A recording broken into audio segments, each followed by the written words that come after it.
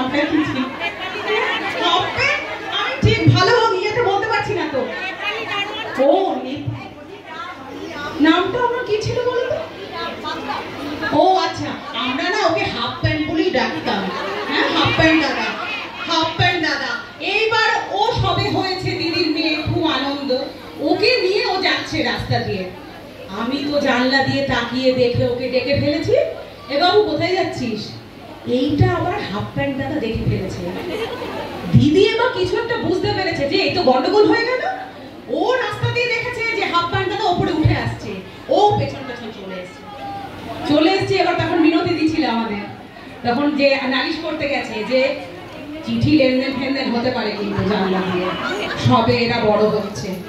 তখন দিদি বলছে কি চল চল, ও কিন্তু ওপরে গেছে। ঠিক তাই, ওপরে গিয়ে এবার আমাকে ডাকে পাঠিয়েছে, সুপর্ণা দাশগুপ্ত তাড়াতাড়ি ওপরে চলো, তুমি জানলা দিয়ে কার সাথে কথা বলছিলে।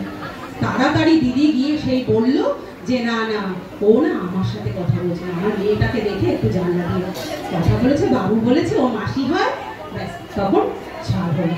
এই কত এরকম টুকরো টুকরো স্মৃতি সকলেরই মনে পড়ছে। যাক,